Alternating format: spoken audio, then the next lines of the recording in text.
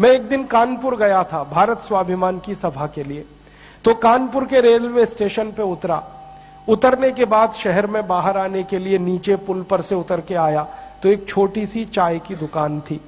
उस पर एक बेटी और एक माँ और एक छोटा सा बेटा आपस में बात कर रहे थे। वो क्या बात कर रहे थे? वो कह रहे थे, माँ हम गरीब क्यों हैं?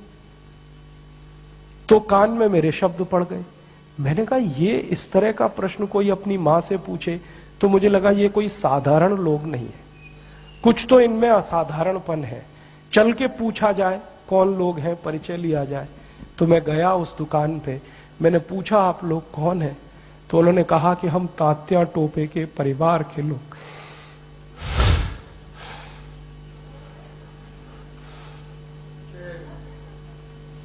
हमारे देश में तात्या टोपे के परिवार के लोगों को चाय बेचनी पड़ी और गद्दारों को सिंहासन मिले, ऐसा ये देश हो गया। जिन लोगों ने तात्या टोपे को मरवाया था वो इस देश में मुख्यमंत्री रह चुके, आपको मालूम है? और एक एक राज्य के नहीं, दो दो राज्य के मुख्यमंत्री रह चुके। तात्या टोपे का गुप्त पता जिन गद्दारों ने अंग्रेजों को बताया था, उस खानदान के कई लोग इस देश में मंत्री रह चुके हैं। झांसी की रानी लक्ष्मीबाई को जिन्होंने मरवाया था वो इस देश में मंत्री रह चुके हैं। और तात्या टोपे जिन्होंने जवानी लगा दी देश के लिए, उनके परिवार के लोग चाय बेच रहे हैं।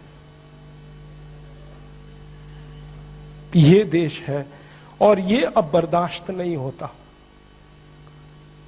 और ये बर्दाश्त होना भी नहीं चाहिए किसी को। क्यों बर्दाश्त होना चाहिए?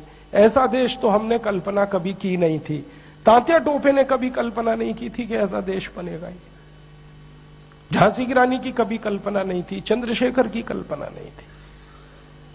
चंद्रशेखर जैसे क्रांतिवीर ने इस देश की क्या कल्पना की होगी। एक कहानी सुनाता हूं कि वो घर से भाग गए थे 13 साल की उम्र में।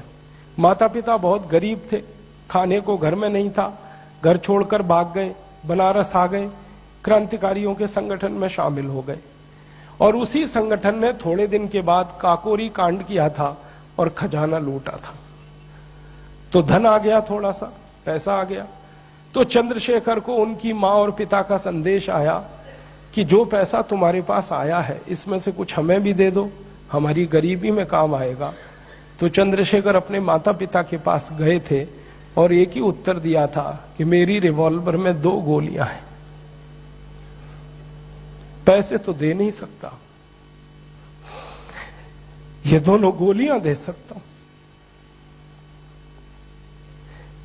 ऐसा देश चंद्रशेखर का, ऐसा देश तात्या टोपे का अब लुट रहा है। तो फिर क्या करना चाहिए? तो मुझे लगता है कि अब फिर कोई दूसरी बड़ी लड़ाई की तैयारी करनी चाहिए।